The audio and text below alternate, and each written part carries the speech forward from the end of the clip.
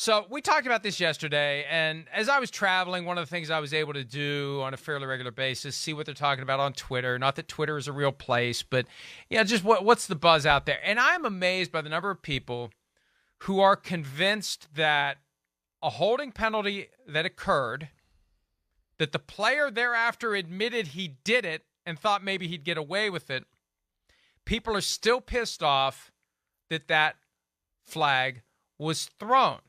How many times have we said in a moment like that, why didn't they throw the flag?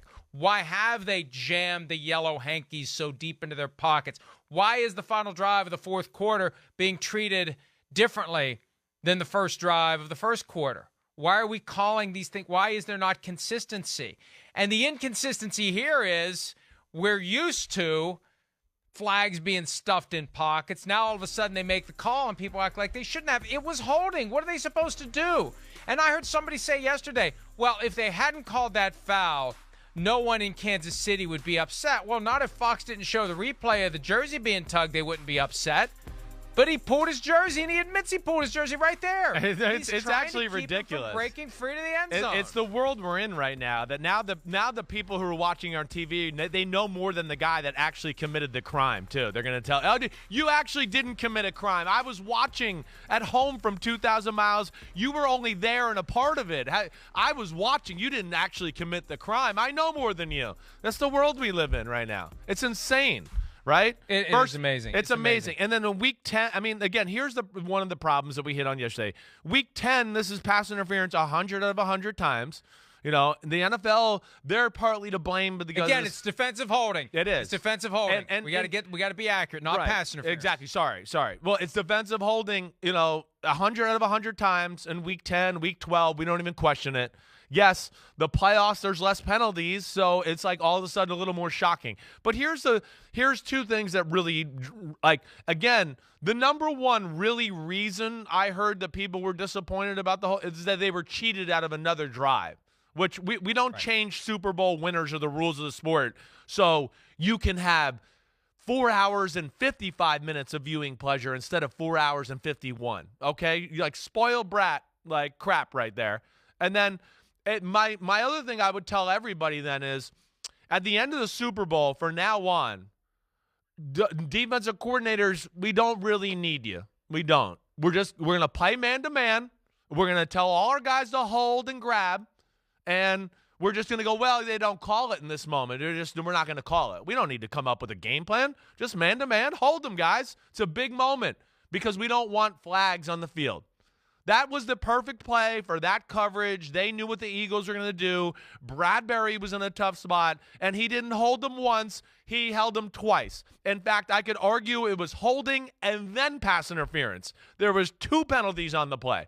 People are insane, and they got to back off. And I can't believe some of the reactions out there. I really can't, Mike. I really can't. And when you have one of the most influential voices in the country, not just sports but anywhere, LeBron James tweeted this. His hand on his back had no effect on the route. The game was too damn good for that call to dictate the outcome at the end. Damn. By the way, I have no horse in the race, just my professional opinion. The horse in the race is he wanted a better finish. That's the horse in the race. The neutral, I'm not rooting for the Chiefs, I'm not rooting for the Eagles observer, just wants to have a memorable finish. That's why they're pissed. LeBron doesn't realize what his bias here is. His bias is, I wanted to be more entertained than I was. How dare you throw that flag and not give me the entertainment I wanted? A possibly missable field goal by Harrison Butker, followed by the Eagles having a chance to force overtime with 3 or win it with 7, just like the Steelers in Super Bowl 43 as they drove down the field. And I remember standing in Tampa Stadium, watching the end of that game, thinking, wow, we may have the first overtime ever in Super Bowl history. And if somebody wins the toss and scores a field goal to win the Super Bowl, maybe they'll change that stupid rule that allows you to have a walk-off sudden death winner. Of course, that came the next year. The Steelers scored the touchdown to win it. We all wanted that. That's where LeBron James is coming from. Okay, fine. But James Bradberry held the guy. What are we supposed to do? What are we supposed to do? Oh, boy, this is shaping up to be an exciting finish. We better not call any fouls that would undermine that. Right. Well, yeah, right. Even if they happen. There's two things here. It took Fox a while to get to the right replay. So, like, what LeBron's talking about is after the fact. Here's the hold right here. Now here's pass interference. And people go, the hand on the back. He had two hands on both hips with grippy gloves. You don't have to grab. So there's holding. Boom. Jersey's pulled away. All right. So you and then when the other angle that LeBron's talking about that most people are looking at in social media, again, to have, like, I would challenge somebody, come over here at NBC and try to run by me. And as you run by me, I'm going to put my hands on your hips with two sticky gloves and see if you can run by me as fast. I bet you can. Right? So there's that. And there was the other double hand. So it was twice. And then here's the crazy thing. Okay. This is, again, where we're so into like recency bias and I know more. LeBron James, a week earlier, maybe Pete, maybe you could help me out here, 10 days earlier, got fouled at the end of a game that didn't get called, and he threw a fit for 3 days. And he and his teammate went and got you might have saw this in the news, like Patrick Beverly went and got a cameraman's camera and showed the ref.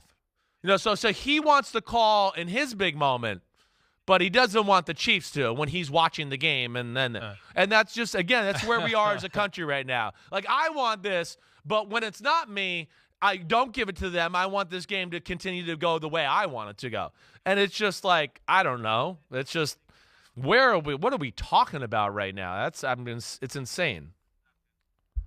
One last point that I forgot to mention yesterday, and I am not going to let myself forget to mention today. The ability to pull an NFL jersey when it is on a player over the shoulder pads, down across the torso, and whatever else, those jerseys, they are tight to the body. To they are pull not them loose. Right. There's no blousing. There's no material that's just like, oh, I just accidentally grabbed it. What we often see is somebody gets a hand on that undershirt and it like stretches long. You'll see that from time to time. Remember the old jerseys in the NFL? They would tear away, and these things are tight. When you are tugging hard enough to noticeably pull the jersey material away from the body, yes, you are pulling hard. Right. That is not a light little, oops, I just grabbed that flouncy, floppy piece of your jersey that happened to hit my hand. You got that tacky glove on a jersey that is tight to a guy's body, and when that material comes away, there is force being applied. Yes. Real force. Added to the end of the day, here is like the drop the mic moment. We have a guy that goes, yes, I shot and killed the person. I did. And we have the public going, no, you didn't. You didn't. You didn't actually shoot and kill him. I know you said you did and you got the gun and all of that, but I know better. I was sitting at home on TV watching. That's where we are. And it's like a microcosm of our country right now. It's insane. Boy, I could say one more thing before we go to break, but I'm not going to say it. I'm just going to. Here's the jerseys, Mike. Yeah, look at that. Yeah. Not quite the same as pulling the jersey, but it just shows you how tight they are to the body. They are tight. Players want them skin tight. They don't want any extra material. Look what he's got to do to pull the jersey up. Look at that. Do you know how, even for a quarterback, the jersey, it's hard to squeeze into it. These jerseys are, you've felt them, and players don't want extra material or cloth. They want to feel like everything's moving together. Since the Nike tight fit Under Armour stuff. Hi, it's Mike Florio. Thanks for watching PFT on YouTube. Hit subscribe for the latest news and analysis from Pro Football Talk.